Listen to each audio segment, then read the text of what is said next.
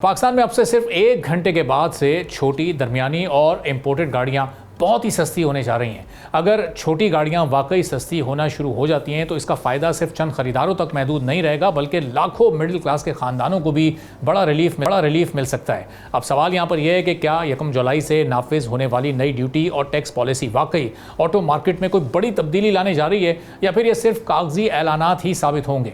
अगर वाकई अमली तौर पर यह पॉलिसी नाफिज हो जाती है तो ये ऑटो सेक्टर में एक गेम चेंजर का रोल भी प्ले कर सकती है। हुकूमत ने नए माली साल के आगाज़ से इम्पोर्टेड गाड़ियों पर ड्यूटी और टैक्स की नई शरह नाफिज करने का फैसला किया है। सबसे ज्यादा तवज्जो छोटी और दरमियाने साइज की गाड़ियों पर दी गई है।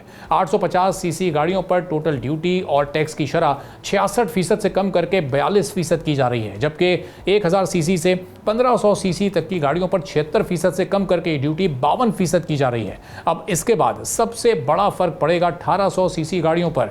उनकी परसेंटेज 156% से आधी करके 74% कर दी गई है। इसका सीधा और साफ मतलब यह है कि अगर यह रिलीफ मुकम्मल तौर पर कंज्यूमर्स तक मुंतकिल होता है तो फिर जापान समेत दीगर ममालिक से इम्पोर्ट होने वाली छोटी गाड़ियों की कीमतों में भी नुमाया कमी आ सकती है। इससे न सिर्फ खरीदारों को ज़्यादा ऑप्शंस मिलेंगे, बल्कि लोकल ऑटो मार्केट में भी मुकाबले का रुझान बढ़ेगा, जिससे बड़ी कंपनीज पर भी फिर कीमतें मुनासिब रखने और मयार को बेहतर बनाने का दबाव आएगा। इस साल बजट में अहम फैसले किए गए हैं जिनके असरात मुख्तलिफ सेक्टर्स में अब आहिस्ता आहिस्ता सामने आ रहे हैं। फाइनेंस बिल के तहत 1800 सीसी तक गाड़ियों पर स्पेशल एक्साइज ड्यूटी खत्म कर दी गई है, लेकिन बड़ी इंपोर्टेड इलेक्ट्रिक व्हीकल्स पर 30 से 40% कस्टम्स ड्यूटी नाफिज होगी। $75,000 तक मालियत की इलेक्ट्रिक गाड़ियों पर 30%, जबकि $110,000 से ज़ायद मालियत की गाड़ियों पर 40% कस्टम्स ड्यूटी आयद होगी। हुकूमत ने टोकन टैक्स के निज़ाम में भी तब्दीली की है। 1000 सीसी तक गाड़ियों पर $10,000 टैक्स वन शॉट पेमेंट पर, जबकि 2010 से पहले के मॉडल्स पर $20,000 टोकन टैक्स होगा। 1001 से 1300 सीसी गाड़ियों पर टोकन टैक्स इनवॉइस वैल्यू के 0.3% के बराबर होगा, जबकि बाज़ दीगर कैटेगरीज में 0.25% रेट पर भी टैक्स मुकर्रर किया गया है। एक्सपर्ट्स के मुताबिक छोटी इंपोर्टेड गाड़ियों पर टैक्स में कमी से कंज्यूमर्स को निस्बतन सस्ती गाड़ियां मिल सकती हैं, लेकिन मकामी ऑटो मैन्युफैक्चरिंग कंपनीज को सख्त मुकाबले का सामना होगा।